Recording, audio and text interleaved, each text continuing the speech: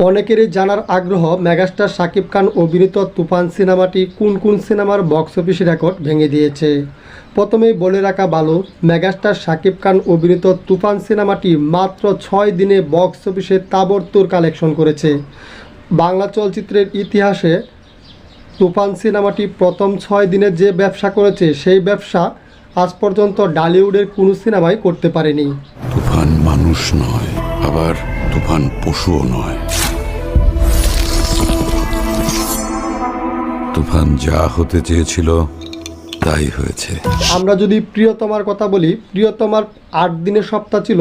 8 দিনে কিন্তু প্রিয়তমা সিনেমাটি প্রথম সপ্তাহে বক্স অফিস থেকে গ্রস কালেকশন করেছিল প্রায় 10,30,00,000 টাকার মতো। কুমার সিনেমার কথা, রাজকুমার সিনেমাটির 7 দিনের সপ্তাহ ছিল।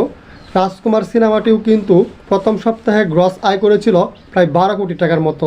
অন্যদিকে মেগাস্টার শাকিব খান অভিনীত তুফান সিনেমাটি তোমা ও রাজকুমার এই দুটি সিনেমার বক্স অফিস রেকর্ড মাত্র 6 দিনেই ভেঙে দিয়েছেন। শাকিব খানের তুফান সিনেমাটি এত ব্যবসা করবে এটা কেউ ভাবতেও পারেনি। সত্যি কথা বলতে শাকিব খানের তুফান সিনেমাটিতে গ্রাম অঞ্চলে প্রচুর দর্শক হচ্ছে, কিন্তু প্রথম 6 দিনে তুফান সিনেমাটি গ্রাম অঞ্চল বা শহর অঞ্চল সব জায়গাতেই দর্শক ছিল ভরপুর। আমরা কিন্তু প্রায় সময় বলে থাকি শাকিব খানের প্রিয়তমা সিনেমাটি বেদের মেয়ে জ্যোৎস্না, স্বপ্নের ঠিকানা, আম্মাজান, খবর আছে, প্রিয়া আমার প্রিয়া এই সিনেমাগুলোর বক্স অফিস রেকর্ড ভেঙে দিয়েছে।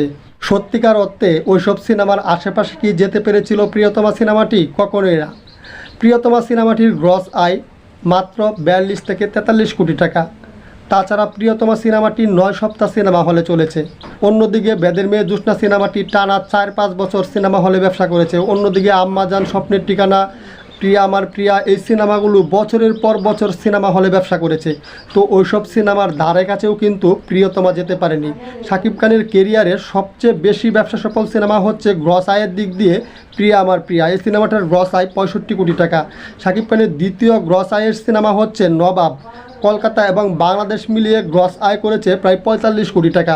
শাকিব খানের তৃতীয় গ্রস আয়ের সিনেমা হচ্ছে প্রিয়তমা, যে সিনেমাটার গ্রস আয় 42 থেকে 43 কোটি টাকা। আবার শাকিব খানের চতুর্থ গ্রস আয়ের সিনেমা শিকারি, যে সিনেমাটা কলকাতা এবং বাংলাদেশ মিলিয়ে গ্রস আয় করেছে প্রায় 40 কোটি টাকার মতো। শাকিব খানের রাজকুমার, প্রিয়তমা ও তুফান এই 3টি সিনেমা অল্প সময়ে যে ব্যবসা করেছে সেই ব্যবসা কিন্তু আজ পর্যন্ত ঢালিউডের কোনো সিনেমায় করতে পারেনি।